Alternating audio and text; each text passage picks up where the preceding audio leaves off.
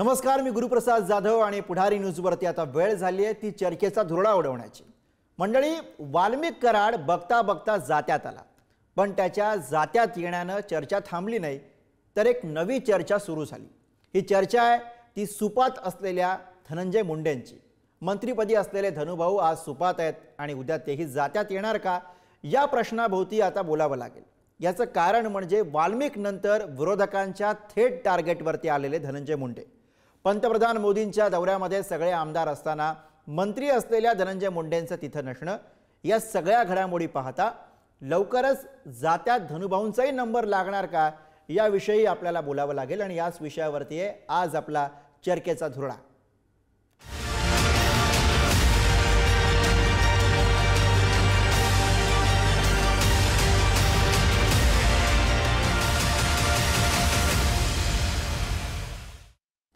आणि याच विषयावर चर्चा करण्यासाठी आपल्यासोबत मान्यवर पाहुणे आहेत। सगळ्या आधी त्यांची ओळख करून घेऊया। आपल्यासोबत आहेत ओबीसी कार्यकर्ते मंगेश ससाणे, त्यासोबतच शरद पवारांचे राष्ट्रवादी काँग्रेसचे प्रवक्ते मेहबूब शेख आपल्यासोबत आहेत आणि राजकीय विश्लेषक उदय तानपाठक सर आपल्यासोबत आहेत। सगळ्या मान्यवर पाहुण्यांचं स्वागत। मी सगळ्यात आधी उदय तानपाठक सर यांच्याकडे जातो। उदय सर, ज्या काही घडामोडी आता अलीकडच्या काही दिवसांमध्ये घडलेल्या आहेत त्या सगळ्या घडामोडी बघता, त्यानंतर सुरू झालेले आरोप प्रत्यारोप बघता, थेटपणे धनंजय मुंडे हे टार्गेटवरती आलेले ते स्पष्ट आहे।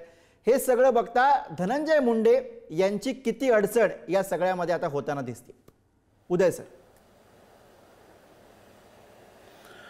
अर्थात अडचण झालेली आहे हे दिसतच आहे, पण फक्त एकच आहे की याच्यामध्ये माझं असं मत आहे की मीडिया ट्रायल किंवा अन्य कुठले आरोप घेण्यापेक्षा काही पुरावे असतील तर त्यांच्याकडून राजीनामा घ्यावा किंवा राजीनामा त्यांनी दिला, नैतिकतेने राजीनामा त्यांनी दिला पाहिजे, हे खरं आहे।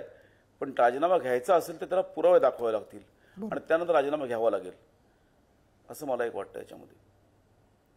अर्थात मी मेहबूब शेख यांच्याकडे जातो। मेहबूब शेख जी, फक्त विरोधकच नाही तर त्यांच्या सोबत सत्तेत असलेले सुद्धा धस यांच्यासारखे आमदार सुद्धा सातत्यानं धनंजय मुंडे यांनी नैतिकतेच्या मुद्द्यावरती राजीनामा द्यावा ही मागणी करतातच आहेत। काल जेव्हा पुढारी न्यूजकडे सुरेश धस यांनी मुलाखत दिली तेव्हा त्यांनी थेटपणे सांगितलं की आकांचे आका हे धनंजय मुंडेच आहेत आणि खंडणी प्रकरणामध्ये हे त्यांचं नाव आज ना उद्या येईलच। इतकी ठाम भूमिका सत्तेतले आमदार घेत असताना आता नैतिकतेच्या मुद्द्यावरती म्हणा किंवा आणखी काही पुरावे समोर आल्यानंतर म्हणा, धनंजय मुंडे अडचणीत येताना दिसत आहेत। असं की त्यांनी आतापर्यंत राजीनामा द्यायला पाहिजे होता, ते जर देत नसतील तर मुख्यमंत्र्यांनी खरं तर त्यांना मंत्रिमंडळातून बडतर्फ करायला पाहिजे होतं। कारण त्यांच्या अतिशय जवळचे वाल्मिक कराड आहेत, ते खंडणीच्या गुन्ह्यात आले। खंडणीच्या गुन्ह्यात आल्याच्या नंतर आता मकोकामध्ये त्यांच्यावर कारवाई होते, 302 मध्ये देखील त्यांचं आता बोलणं झालंय असं कोर्टात आर्ग्युमेंट आपल्या सगळ्या चॅनलला सुरू आहे की त्यांनी संतोष देशमुखांना धमकी दिली आणि याच्याबरोबर हार्वेस्टरच्या याच्यात कशी डील झाली, कसे पैसे मागितले, त्याच्यामध्ये त्यांच्या कॉल रेकॉर्डिंग कशा पद्धतीनं व्हायरल होत आहेत, त्यांच्या संपत्तीच्या बद्दल, त्यांना ईडीला आलेली नोटीसच्या बद्दल सातत्यानं त्या ठिकाणी मीडियावर दाखवलं जातंय। आणि हे वाल्मिक कराड कोण आहेत तर धनंजय मुंडेंचे अतिशय निकटवर्ती आहेत, म्हणजे प्रकाश दादा सोळुंके त्यांच्या पक्षाचे आमदार आहेत। त्यांनी असं सांगितलं की धनंजय मुंडेंनी मागच्या 3 वर्षापासून पालकमंत्रीपद आणि मंत्रीपद हे वाल्मिक कराडांना भाड्याने दिलं होतं। हे काय मेहबूब शेख म्हणत नाही, तर अजित पवार गटाचे आमदार प्रकाश दादा सोळुंके म्हणतायत, भारतीय जनता पार्टीचे सुरेश धस हे वारंवार सांगतायत त्यांचा किती इन्व्हॉल्वमेंट, कशा पद्धतीने कायदा सुव्यवस्था परळीमध्ये गुंडाळी गेलेली आहे। हे फक्त विरोधक म्हणून आम्ही म्हणत नाही, याच्या अगोदर अण्णा हजारेंनी ज्यावेळेला आरोप केले त्यावेळेला पद्मसिंह पाटील असतील, नवाब मलिक असतील, सुरेश जैन असतील यांच्या राजीनामे घेतले गेले। रामगोपाल वर्मा सोबत गेले 26/11च्या बॉम्बस्फोटमध्ये टीका झाली, विलासराव देशमुखांनी राजीनामा दिला, RR आबाकडनं एक शब्द गेला। बरोबर आहे, हे सगळं पाहता, हा सगळा इतिहास पाहता धनंजय मुंडे यांनी नैतिकतेच्या मुद्द्यावरती राजीनामा द्यायला होता, हा एक भाग। मंगेश ससाणे यांच्याकडे जातो। मंगेश जी, दुसरी लाईन या सगळ्याची दुसरी बाजू अशी मांडली जाते की धनंजय मुंडे आणि एकूणच मुंडे यांचं बीडमधलं राजकारण संपवण्याचा डाव म्हणून सुद्धा याकडे बघितलं जाते, ज्या पद्धतीने विरोधक हे मुंडे यांच्यावर तुटून पडलेले आहेत। नाही, नक्कीच आपण सकृत दर्शने आपण जर पाहिलं तर धनंजय मुंडेंचा राजीनामा मागण्यामध्ये आघाडीवर कोण आहे? सुरेश धस, संदीप क्षीरसागर, प्रकाश सोळुंके, अमरसिंह पंडित, याच्यावरनं एक लक्षात येतंय की त्या बीड जिल्ह्यामध्ये इतर पक्षाचे म्हणजे सर्व पक्षीय नेते ते वाट पाहतात ते, कारण की मुंडे बंधू भगिनींना दोघांना कॅबिनेट मिनिस्ट्री मिळालेली आहे, त्यानंतर धनंजय मुंडेंना पालकमंत्रीपद मिळू शकतं आणि जर एवढं स्ट्रॉंग मंत्रीपद मिळालं किंवा पालकमंत्रीपद मिळालं आणि त्या पद्धतीचा निधी आणला गेला आणि जिल्ह्याचा जर विकास यांनी केला तर यांचं हे जे मंडळी जे सातत्याने ओरडतात की फक्त यांचं एकच आहे, धनंजय मुंडेंनी राजीनामा द्यावा. राजीनामा मागताना सकृतदर्शी प्रायमा फेसी एव्हिडन्स काय आहेत आणि आता महबूब शेख आता म्हणाले की नैतिकतेच्या मुद्द्यावर राजीनामा धनंजय मुंडेंचा घ्यावा. नैतिकतेचा मुद्दा कधी येतो? ज्यावेळेस डायरेक्ट आरोप होतात. अशोक चव्हाणांनी राजीनामा दिला, आदर्श घोटाळा आला. संजय राठोड ते जे कुठलं त्या मुलीचं प्रकरण होतं त्याच्यानंतर मग अजितदादांनी राजीनामा दिला, सिंचन घोटाळ्यामध्ये त्यांच्यामध्ये डायरेक्ट त्यांचं नाव होतं. अनिल देशमुखांनी दिला, त्यांच्यावर काहीतरी 200 कोटी जमा केल्याचा आरोप होता. पण धनंजय मुंडेवर प्रायमा फेसी कोणता एव्हिडन्स आहे का? एखाद्या आरोपींनी त्यांचं नाव घेतलंय का? इलेक्ट्रॉनिक एव्हिडन्स आहे का? मग नैतिकतेचा मुद्दा म्हणून याचा जवळचा असा माणूस आहे, कार्यकर्ता आहे म्हणून याचा राजीनामा घ्या. एकंदरीत हे सगळे बीड जिल्ह्यातले जे सर्वपक्षीय नेते एकवटलेले आहेत, कारण की कुणाला पालकमंत्री व्हायचंय, कुणाला कॅबिनेटला डावललं गेलंय आणि का डावललं जातंय तर बीड जिल्ह्यावर वर्चस्व आहे मुंडे बंधू भगिनींचं आणि या माध्यमातून हे चाललेलं आहे. ही अशी शंका घेण्याला नक्कीच यामध्ये वाव आहे. महबूब शेख तुमच्याकडे येतो. त्यांचा मुद्दा असा आहे की विरोधक असतील किंवा मग सत्तेत सहभागी आहेत तरी सुद्धा जे विरोधक आहेत या सगळ्या जिल्ह्या अंतर्गतले ते सगळे विरोधक यासाठी एकवटलेले आहेत कारण त्यांना मुंडेंचं राजकारण बीडमधनं संपवायचं आहे. असं आहे की मला वाटतं याला मुंडेंचं राजकारण आणि ओबीसी मराठा अशा वादाची झालर न देता याला एक माणुसकीच्या दृष्टीनं पाहिलं पाहिजे. मी आपल्या चॅनलवर नाही अनेक चॅनलवर मी याच्या अगोदरही खुल्या दिलानं मान्य केलेलं आहे की पंकजाताई ह्या 2014 ते 2019 या बीड जिल्ह्याच्या पालकमंत्री होत्या. त्यावेळेला कुठेही गुन्हेगारी वाढली नाही किंवा त्या गुन्हेगारी प्रवृत्तीला त्यांनी अभय दिला नाही. पोलीस स्टेशनला कोण पीआय येतोय, कोण एसपी येतोय, तो कसा काम करतो याच्यामध्ये त्यांनी कधी हस्तक्षेप केला नाही. हे आम्ही विरोधक, वैचारिक विरोधक असलो तरी हे आम्ही मान्य केलेलं आहे. मुळात हे मागच्या 3 वर्षापासून गुन्हेगारी वाढली. धनंजय मुंडे ज्या वेळेला पालकमंत्री झाले त्यावेळेला सातत्यानं आपल्याला कोण एसपी पाहिजे, कोण पीआय पाहिजे, कुणाच्यावर कोणते गुन्हे दाखल करायचे, पोलीस स्टेशन कसं चालवायचं, हे धनंजय मुंडेंच्या ऐवजी वाल्मिक कराड हे ठरवत होते. त्याच्यामुळे सातत्यानं गुन्हेगारी प्रवृत्तीला प्रोत्साहन त्या ठिकाणी देण्याचं काम हे मागच्या 3 वर्षात झाले. अगदी गोपीनाथराव मुंडे साहेब गृहमंत्री असताना गृह खात्याचा एवढा दुरुपयोग झाला नाही तेवढा दुरुपयोग ह्या मागच्या 2-2.5 वर्षात झालेला आहे आणि त्याच्यामुळे गुन्हेगारी प्रवृत्ती वाढलेली आहे. आणि माझं मत असं आहे की तुमच्या पक्षाचे जर समजा त्यांच्या सहकारी पक्षाचे लोक जर त्यांच्या राजीनाम्याची मागणी करता हे जर चुकीचं आहे तर भारतीय जनता पार्टीने सुरेश धसांना समज का देत नाही किंवा अजितदादा प्रकाशदादांना समज का देत नाहीत? मग हे त्यांच्या वरिष्ठाचं काम आहे ना. ते जर चुकीची मागणी करीत असतील तर त्या आमदाराचे वरिष्ठ जे आहेत की त्यांच्या चुकीच्या कामाला तुम्ही चुकीची मागणी करताय म्हणून त्यांचे कान टोचले पाहिजेत की धनंजय मुंडे दोषी नाहीत, तुम्ही काय राजीनामा मीडियाच्या समोर मागताय? मग एकतर वरिष्ठाचा त्यांना फूस आहे का प्रकाशदादा सोळुंके सुरेश धसांना की ते सांगतायत तुम्ही बोला? मग हे पण स्पष्ट करा ना. असं आहे की तुमचेच आमदार राजीनामा मागणार, परत तुम्ही म्हणणार की ते त्यांना मुंडेंचं वर्चस्व संपवायचंय म्हणून राजीनामा मागतायत. संतोष देशमुखच्या खुनाच्या घटनेला मला वाटतं राजकीय अँगल न बघता एक राज्यातल्या कॅबिनेट मंत्र्यावर आरोप होतोय, ते संशयाच्या भोवऱ्यात आहेत आणि उद्या चौकशीत जर ते चौकशी तर तुमचं सरकार करणार आहे. SIT CID तुमच्या सरकारनं नेमली, भरे उशिरा नेमली, SIT पण नेमली. आता कोर्टाची समिती नेमण्याची घोषणा माननीय मुख्यमंत्र्यांनी केली, ती अद्यापर्यंत झाली नाही. मग चौकशी होईपर्यंत त्यांनी बाजूला व्हावं जेणेकरून निपक्ष चौकशी होईल, त्याच्यावर प्रेशर येणार नाही. लोकांना जाणवल की बाबा मंत्री त्या ठिकाणी बाजूला झालेत आणि चौकशी निपक्षपाती होईल. त्यामुळे मला वाटतं याला जातीचं किंवा कुणाचं वर्चस्व कमी करायचं काय करायचं, संतोष देशमुखचा जर खून झाला नसता वाल्मिक आडकाठी नाही होत तर मग आता आरोपी शरण येतात 21 दिवसाच्या नंतर वाल्मिक आडकाठी केली असती तर आता आरोपी सापडले असते का? मोका लावला असता का? अटक केलं नाही ना त्यांना. महबूबजी. अटक केलं जर पाहिजे. आता ससाणे मंत्र्याने साहेब, अडकटी नाही पण ऐका, ससाणेजी वाल्मिक कराडला त्यासाठी अटक सुद्धा केली. कारवाई वाल्मिक होण्यासाठी कराड- सुद्धा जो यासाठी संघर्ष ते करावा लागला तो यासाठी महाराष्ट्रानं बघितला या ना. साईडले मध्ये कोणता अधिकारी जे म्हणला का दबाव जे येतोय पोलीस धनंजय होते, मुंडेंचा? ते जे शरण अधिकारी आले, होते ते त्यांच्यासोबतचे शरण आले, फोटो त्यांना समोर अटक आले, नाही त्यांना केलं. काढावं लागलं, नवी एसआयटी आणावी लागली, याही सगळ्या गोष्टी आहेत की मुंडेंचा दबाव येतोय असं SP म्हणले का? चौकशी अधिकारी म्हणले का? कशाचं होतं काय? एसआयटी एकदा नेमलेली परत ती चेंज करावी लागली. आरोपी बदलावी हे लागली तुम्हाला- त्या देशमुख तुम्हाला कुटुंबियांच्या सापडले म्हणण्यामुळं, नाहीत. दबावामुळं त्यांना वाल्मिक तिथं कराड- विशिष्ट समाजाचे वाल्मिक तिथं कराड हे नव्हते पाहिजेत. वाल्मिक कराड हे अटक केलेले नाहीत पोलिसांनी. ते 21 दिवस एसआयटीला पोलिसांना सापडलेले नाहीत, तर ते शरण आले, त्यांनी उपकार केलाय पोलिसांच्यावर.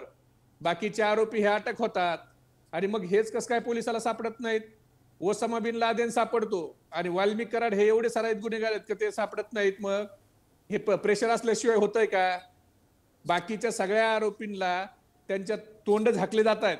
कुणाचा प्रेशर आहे तुमचं म्हणणं आहे? सरकारचं प्रेशर आहे, मंत्र्याचं प्रेशर आहे, प्रश्नच नाही. जनरेटरमुळे तुम्हाला कारवाई करायला भाग पडती. एवढ्या उशिरा मोक्यात पहिल्या दिवशी घ्यायला कुठल्याही पाहिजे असं- होतं. असं आहे की जर निपक्षपाती चौकशी व्हायची असेल, नाही, मी उदय कानपठार माझा- संपादक माझा- जातो, दैनिक पुढारीचे सहाय्यक संपादक येतो, ससाणे तुमच्याकडे येतो. जर त्यांना श्रद्धांजली भीती नसेल, सभेच्या नावाखाली दबाव कर टाकून नाही- मोकं लावायला कर लागलाय. नाही- मग मुख्यमंत्री दबावाला बळी पडले का? म्हणजे एकंदरीत गुन्हेगार नाही, मुख्यमंत्री दबावाला बळी पडले पहिल्यांदा असं पुरावे तुमचं गोळा म्हणणं आहे का? करावे लागतात आणि त्यानंतर मग आरोपी अहो, कोण मला आहे ठरवला सांगा, जातो. मुख्यमंत्र्यांनी इथं विदाऊट पहिल्यांदा इथं पुराव्याच्या आरोपी ठरवलाय दबावापोटी- आणि मग पुरावे अहो, गोळा करायचं काम चालू आहे. असं आहे की मुख्यमंत्र्यांनी दबावापोटी मोक्का लावलाय का विदाऊट पुरावे सापडलेले नसताना? आता जे एसआयटीने रिमांडमध्ये 9 मुद्दे सादर केलेत, त्या 9 मुद्द्यात कॉल झालाय, त्यांनी संतोष देशमुखला धमकावलं, हे खोटं आहे का? चाटे नावाच्या माणसाचा अजून मोबाईल सापडत नाहीये आम्ही एसआयटीला आणि सीआयडीला. यातलं काय समजायचं? आरोपीचं समर्थन कोणी करत नाहीये. विषय इथं आहे की धनंजय मुंडेंचा राजीनामा या दबावापोटी मागितला जातोय. एका हत्येला राजकीय व्यासपीठ बनवून धनंजय मुंडेंचा राजकीय बळी देण्याचं, एका ओबीसी नेत्याला संपवण्याचं हा इथं काम आणि चालू आहे. मेहबूब एकंदरीत शेख हे याच्यामध्ये सगळं दुसरा मुद्दा हा पण मांडता येईल की वाल्मिक कराड हे काही एकाएकी 2 राष्ट्रवादी झाल्यानंतर धनंजय मुंडे यांच्या सोबत गेलेले नाहीयेत. आधी सुद्धा ते धनंजय मुंडे यांच्या सोबतच होते, जेव्हा धनंजय मुंडे तुमचे नेते होते. हाही आणि विचार महबूब मागे शेख करावा तुम्ही लागेल त्याच आपल्याला. पक्षात होता ना. हो, आम्ही मान्यच करतो ना. आम्ही कुठं, म्हणूनच आम्ही सांगतो ना ते महबूब शेख, जवळचे तुम्ही आहेत म्हणून. एक 2 वर्षापूर्वी कधी मी तुम्ही दैनिक आम्हाला पुढारीचे उचलला सहाय्यक होता? संपादक उदय आम्ही तुम्हाला तांबटे तेच सांगतोय. उदय सर, आम्ही मला तुम्हाला तेच तुमच्याकडनं सांगतोय की आम्ही एकाच तुमच्याकडनं पक्षात समजून होतो, घ्यायची ही जी त्याच्यामुळेच आम्ही दुसरी लाईन आहे या सांगतो ते सगळ्याची, ही जी दुसरी लाईन आहे की मुंडेंचं बीड मधलं राजकारण संपवण्याचा डाव त्यावेळेस चालू म्हणून केली याकडे काही बघितलं जाते, दादागिरी याचं तुम्ही? विश्लेषण केलं जातं. तुम्ही नाही, कसं नाही, बघता नाही. याकडे? त्यावेळेस दादागिरी चालवायचा प्रश्नच नव्हता. महबूबजी, त्यावेळी दादागिरी का संतोष उदय देशमुख सरांनंतर झाला येतो नाही. तुमच्याकडे. तुम्ही म्हणले उदय ना, 3 सरांनंतर येतो. वर्षापासून ससाणेजी, 3 वर्ष झाले त्यावेळेला आमचं सरकार जाऊन तुम्ही मागाशी म्हणले 3 वर्षापासून धनंजय मुंडे पालकमंत्री झाल्यापासून सरकार चालू जाऊन आहे. महबूबजी 3.5 वर्ष होऊन येतो गेले. तुमच्याकडे, येतो, आमचं दोघांकडे सरकार येतो. जाऊन 3.5 वर्ष तानपाटक सर होऊन बोला, तानपाटक सर बोला. आमचं सरकार जाऊन 3.5 वर्ष होऊन बीड गेले. मधनं मुंडेंचं मला राजकारण असं वाटतं संपवलं की जाते, राजकारण अशी एक लाईन या सगळ्या प्रकरणानंतर, या सगळ्या आरोप प्रत्यारोपांनंतर आता सध्या पुढे येताना दिसते. नाही, मला वाटत नाही राजकारण संपवण्याकरता वगैरे असं कोणाचं राजकारण असं संपत नाही. परंतु तिथे ज्या बीडमध्ये जे आता हे दोघंही ज्या पद्धतीने सांगतायत, त्या बीडमध्ये ज्या पद्धतीने गुन्हेगारी वाढली होती ही तर दिसतं लोकांना. बीड जिल्ह्यामध्ये किंवा परळीमध्ये म्हणा, परळीमधलं जे औष्णिक विद्युत केंद्र आहे, त्याची जी राख आहे, त्या राखेचा जो काही व्यवहार किंवा त्यातून अर्थकारण जे आहे, हे याला मुख्यत्वे कारणीभूत मानलं जातं. आता वाल्मिक कराडला ज्याला आज अटक केली आणि कोर्टात उभं केलं गेलेलं आहे, तो कोणाचा माणूस हे सगळ्यांना माहिती आहे, तो किती जवळचा सगळ्यांना माहिती आहे. त्याच्यामुळे नैतिकतेचा मुद्दा हा जो म्हणतो, नैतिकता म्हणून ना, त्यांना लगेच ते गुन्हेगार आहेत म्हणून राजीनामा द्यावा असं नाही, तर नैतिक जबाबदारी त्यांनी स्वीकारावी की माझा माणूस इतक्या गंभीर गुन्हा अडकलेला आहे आणि तो माझ्या कुठल्याही आशीर्वादाशिवाय ते होऊ शकत नाही, हे त्यांनी मान्य केलं पाहिजे ना. नाही तर वाल्मिक कराड हा एक घरगडी होता, हे सगळ्यांना माहिती आहे, आम्हालाही माहिती आहे. जुन्या काळात तर काय होता तो मुंड्यांच्या घरामध्ये स्थान काय होतं ते, त्याचे आज ज्या पद्धतीने त्याची प्रॉपर्टी पुढे येते, ही त्यांनी कुठून आणली प्रॉपर्टी, हे याचाही विचार केला पाहिजे. त्यामुळे धनंजय मुंडेंनी या नैतिकतेच्या मुद्द्यावर राजीनामा द्यायला हवा. पण त्याच्याच बरोबर त्याचं जातीय राजकारण लगेच तो ओबीसी आहे म्हणून त्याच्या विरुद्ध सुरू आहे असं मला काय वाटत नाही करावं. मराठा समाजाने करू नये आणि ओबीसी समाजाने करू नये. त्यामुळे यामुळे जातीय तेढ वाढेल असं काही होईल असं मला करू नये. असं गुन्हेगार म्हणून बघितलं जावं आणि नैतिकता म्हणून बघितलं, या दोन गोष्टी त्यामध्ये केल्या गेल्या तर मला वाटतं याचा जास्त चांगला तपास होऊ शकेल. ना मंगेश ससाणे बोला. हा बोला. अशीच एक घटना लातूरमध्ये टाकळी या गावामध्ये झालेली आहे. जातीच्या वर्चस्वातनं धनगर समाजाच्या एका मुलाला अत्यंत ब्रुटली, जशी संतोष देशमुखांची निर्गुण हत्या झाली तशीच ब्रुटली मारहाण करून त्यांच्याजवळ म्हणजे डोकं सोडलं तर बाकी सर्व हाडं मोडली होती. त्यांनी फक्त एका प्रस्थापित जातीच्या मुलीशी प्रेम केलं म्हणून त्याला घरी बोलवलं. त्याला घरी बोलवून गेटला बांधून त्याला लाकडी दांडक्याने रॉडने मारहाण केली. त्याला अर्धमेला झाल्यावर त्याचे आई वडील त्याला आणायला गेले तर त्यांना सांगितलं पोलीस येस्तोपर्यंत त्याला हात लावायचा नाहीये, नाही तर तुम्हाला पण मारून टाकू. आता मला या महबूब शेख यांना विचारायचंय, तिथं शरद पवार जातील का? तिथं रोहित पवारांचे पाय त्या जमिनीला टेकतील का? तिथं सुरेश धस जातील का? तिथं अंजली दमानिया जातील का? तिथं ते प्रकाश सोळुंके जातील का? मग जर हे तुम्ही म्हणताय याला जातीय रंग देऊ नका, मग एका खुनाला तुम्ही एक वेगळी ट्रीटमेंट देता. तिथं SIT नेमली जाते, तिथं CIDचा तपास नेमला जातोय, तिथं मोक्का लावला जातोय, तिथं तुम्ही SP ची बदली करता. मग ह्या लातूर टाकळी या गावाला, कारण की तो प्रस्थापित समाजाचा नाहीये म्हणून, तो भटक्या विमुक्ताचा एक धनगराचा गरीबाचा पोरगा आहे म्हणून अजून त्यातले 8 आरोपी फरार आहेत. त्याच्या आई आणि वडील हे दोघं तिथं असताना, घरातले सगळे असताना त्या मुलीचे त्यांच्यावर गुन्हे दाखल होत नाहीये. मग महाराष्ट्र पाहतोय की एका प्रस्थापित जातीचा जो निर्गुण खून होतो त्याला कशा प्रकारे पायघड्या घातल्या जातात. मंगेश ससाणेजी, मला इथे तुम्हाला हे विचारायचं आहे की जातीपातीचा प्रश्न इथे येतो कुठे हा एक भाग, जातीपातीचा प्रश्न इथे येतो कुठे हा एक भाग. जेव्हा आपण धनंजय मुंडे यांच्याविषयी सवाल करतोय तेव्हा आपल्याला हे बघावं लागेल की धनंजय मुंडे यांनी स्वतः मान्य केलेलं आहे की तो माझ्या जवळचा माणूस आहे. आणि जेव्हा त्याच्या विरोधामध्ये अशा पद्धतीनं राळ उठलेली आहे तेव्हा धनंजय मुंडे यांनी नैतिकतेच्या मुद्द्यावरती पदापासून दूर व्हावं, जेणेकरून लोकांमध्ये मेसेज जाईल की ही जी चौकशी होणार आहे, हा जो तपास होणार आहे सगळा तो निष्पक्षपणे होईल, ही एवढी अपेक्षा लोक व्यक्त करतात. बाकी याच्यामध्ये जाती आणि बाकीचा कुठला मुद्दा येणं तसं अपेक्षितच नाहीये. हा बोला, तुम्हीच बोला. मला याच्यावर एक याच्यावर मी येतोच की जर नैतिकतेच्या डायरेक्ट प्रायमा फेसी इव्हिडन्स नसतील, कुठले इलेक्ट्रॉनिक इव्हिडन्स नसतील, त्यांच्या जवळचा माणूस आहे पण त्या जवळच्या माणसाने चूक केली म्हणून या एका मायक्रो ओबीसी समाजाचा एकमेव नेतृत्व असलेल्या नेत्याला तुम्ही बाजूला काढणं. आज आता काल शरद पवार साहेबांनी काहीतरी वक्तव्य केलं अमित शहाच्या विरोधात म्हणून आज आशिष शेलारांनी सांगितलं की आम्ही लावासाची फाईल काढू का. मग मला सांगा, मग आता इथं नैतिकता कशी असेल? मला महबूब शेखांना प्रश्न आहे. मग असं केलं जाते का? कुठल्या तरी नेत्याचं काहीतरी राखून ठेवायचं, आपल्या विरोधात बोलल्यानंतर ती फाईल काढायची. मग इथं नैतिकतेच्या मुद्द्यावर कोणी कोणी काय काय केलं पाहिजे? तुम्हाला असं संशय आहे की काहीतरी राखून ठेवलं गेलं होतं, आता एका या प्रकरणामुळे बाहेर काढलं जातंय आणि धनंजय मुंडेने अडकवलं जातंय असं तुम्हाला म्हणायचंय? म्हणजे एक पवार छगन भुजबळांना ओबीसीच्या नेत्यांना जाणून बुजून वरिष्ठ नेत्याला बाजूला करतात. एक पवार मग जितेंद्र आव्हाडांसारख्या कुणाला तरी मध्ये तिथं पुढं करून धनंजय मुंडेंचा कुठंतरी ओबीसी नेत्यांचा काटा काढायचा, त्यांना मंत्रिपदावरनं डावलायचं. म्हणजे महाराष्ट्रामध्ये ओबीसीच्या नेत्यांचं नेतृत्व संपवणं असं आम्हाला प्रायमा फेसी दिसतंय. त्यामुळे ओबीसी समाजामध्ये अस्वस्थता आहे. दुसरं म्हणजे जे मनोज जरांगे या श्रद्धांजली सभेच्या नावाखाली काल ते काय म्हणालेत की ओढ्या नाल्यामध्ये मधली जात, म्हणजे एका समाजाला तुम्ही एवढ्या घाण प्रकारे बोलता. त्यांच्यावर आतापर्यंत 10 ते 12 गुन्हे दाखल झालेले आहेत. मला एक कळत नाही, एक विचारणं आहे गृहमंत्र्यांना, या राज्याच्या प्रमुखांना, एका व्यक्तीवर एवढे गुन्हे दाखल होतात त्यांना अटक का होत नाहीये? त्यांना तुम्ही न्यायालयामध्ये हजर का नाही करत आहे? हे जातीय विद्वेष वाढवत चाललेले आहेत. नक्की चाललंय काय हे? उदय सर, तुम्ही मुद्दा मांडत होतात. उदय सर. नाही काय होतं याच्यामध्ये, बघा, एक माणूस गुन्हेगार ठरला म्हणून संपूर्ण जात किंवा संपूर्ण समाज हा गुन्हेगार ठरतो असं समजता येणार नाही. त्याच्याच प्रमाणे तो एक माणूस गुन्हेगार ठरला म्हणून तो एक समाजाला तुम्ही कसं दोषी धरू शकता आणि सामाजिक तणाव कसा वाढवू शकता तुम्ही, किंवा एकमेकांविरुद्ध मोर्चे कसे काढू शकता, हे चुकीचं आहे ना. आज ज्या परळीमध्ये ज्या पद्धतीने मोर्चे निघाले हे वाल्मिक कराडच्या समर्थनार्थ निघाले, ते का समाजाचे होते का नव्हते हे तुम्हाला मान्य करावं लागेल. किंवा तिकडे दुसरी समोरच्या बाजूनी जी वक्तव्य केली गेली ती सुद्धा अशा पद्धतीने ध्वनित करणारी होती. अगदी थेट वक्तव्य नव्हती ती, पण ध्वनित करणारी तर होतीच की नाही. तर हा मुद्दा याच्यामध्ये घेतला पाहिजे. सामाजिक तणाव वाढू नये काळजी दोन्ही बाजूने घेतली गेली पाहिजे. त्यामुळे तर समाज आता ससाड्यांनी धनगर समाजाच्या त्या मुलाचं उदाहरण दिलं. काय होतं त्याच्यामध्ये की धनगर समाजाचा मुलगा जो तिथे लातूर किंवा कुठे ते टाकळी कुठे समाज तिथे जे झालेला आहे, दुर्दैवी घटना घडलेली आहे, तिथे तो जो मुलगा आहे आता याला स्टार व्हॅल्यू म्हणतो मी वाईट पद्धतीने या घटनेला, म्हणून याचा जास्ती आरडाओरडी केली जाते आणि त्याला नाहीये म्हणून केलं जातं का, हा याच्याकडे बघितलं पाहिजे. एक्झॅक्टली धनंजय मुंडे हा याच्यामध्ये आहे म्हणून याच्यामध्ये हा मुद्दा उठवला जातोय का, तर हा मुद्दा याच्यावर विचार केला पाहिजे याच्यावर तुम्ही.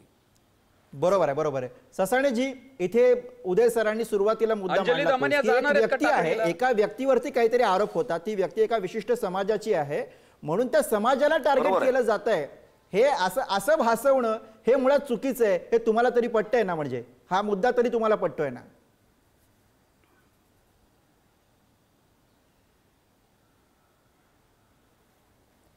हा मंगेशजी, मला विचारले का? हो तुम्हाला विचारलंय. हा, एका समाजाला टार्गेट केलं जातंय का तुम्ही जर असं विचारत असताल तर मनोज जरांगेंनी जे बोललेले आहेत की तुम्ही या जिल्ह्याच्या या कोपऱ्यातून या त्या कोपऱ्यातून या, घरात घुसून मारू, तुम्ही मुठभर आहेत, त्याच्यानंतर त्यांच्यावर गुन्हे दाखल झाले घरात घुसून मारू म्हणून समाजाचं एकच म्हणणं आहे की गुन्हेगारांना तुम्ही फाशी द्या, आम्ही त्यांना वाचवणार नाही. मी तुम्हाला साधा प्रश्न हा विचारतोय, जरांगे पाटील जे बोलले ते सोडून द्या, मी तुम्हाला साधा प्रश्न हा विचारतोय. ही घटना, या घटनेमधला जो क्रूरपणा आहे तो सगळा क्रूरपणा बघता ही घटना माणूस विरुद्ध हैवान, माणूस विरुद्ध सैतान अशी म्हणून का आपण बघू शकत नाहीये सामान्यपणे? नक्कीच बघितली पाहिजे. आणि जे श्रद्धांजली सभा झाल्या त्याच्यामध्ये सर्व जाती धर्माचे लोक सामील झाले, सर्वांनी त्याचा निषेध केला. मग भुजबळ साहेब असतील आणि इतर सर्व नेते असतील, जे दोषी आहेत त्यांना फाशी द्या ही सर्वांचीच भावना आहे. पण अशाच हैवानियत या टाकळीच्या बाबतीत झालेली आहे, तिथं जाणून बुजून दुर्लक्ष का होतं या नेत्यांकडून? याच श्रद्धांजलीच्या मोर्चामध्ये भाषण करणारे अभिमन्यू पवार त्यांच्या जवळचा तो आरोपी आहे, टाकळीमधला त्यांच्या जवळचा आरोपी आहे. आणि आता जर तिथं चौकशी केली तर तिथं दबाव आणला जातोय, तुम्ही इथं मोर्चा घेऊ नका, त्यांच्या घरच्यांना सांगितलं जातंय. मग एकाला एक तुम्ही वागणूक देताय, एका खुनाला दुसरी वागणूक देताय. मग या सरकारचा हा मापदंड हा कसला आहे? मग याच्यावरनं वाटत नाही का की तुम्ही ही जातीच्या पद्धतीने किंवा एक जातीला डोळ्यासमोर ठेवून न्याय दिला जातोय? माझा सरकारला सवाल आहे. महबूबजी, आता त्या मुलाच्या वडिलांनी 25 लाख रुपये खर्च केले 1.5 महिन्यामध्ये. महबूब शेख या चर्चेमध्ये आलेत, मी त्यांच्याकडे जातो. महबूब शेख जी, त्यांचं म्हणणं आहे ससाड्यांचं की एका विशिष्ट जातीला टार्गेट करून हे सगळं प्रकरण विरोधक जे आहेत, मुंडेंचे विरोधक जे आहेत प्रामुख्यानं, ते हे प्रकरण पुढे नेण्याचा प्रयत्न करत आहेत. मला असं वाटतं मंगेशला माझं सांगणं आहे किंवा कोणत्या जातीचा हा विषय नाही. उद्या जर आपण असं एखाद्या नेत्याला जातीच्या नावाखाली पाठीशी घालायला लागलो तर उद्या एखादा मराठा समाजाचा माणूस नेता असला आणि त्याच्यापर्यंत जर काही लिंक जात असली तर उद्या मराठा समाजाने म्हणायचं, आपल्या महाराष्ट्राचा इतिहास आहे की पद्मसिंह पाटील गृहमंत्री राहिलेला माणूस देखील ज्या वेळेला एखाद्या गुन्ह्यात आला त्यावेळेला सरकार आमचं पवार साहेबांच्या विचाराचं असताना त्यांना देखील जेलमध्ये जावं लागलं होतं. 2.5 वर्ष ते पवनराजेच्या प्रकरणात 2-2.5 वर्ष जेलमध्ये होते. खुनाच्या गुन्ह्यामध्ये ते सहभागी होते. आओ मंगेशराव बोलू द्या मला. खुनाच्या गुन्ह्यामध्ये मध्ये बोललो नाही.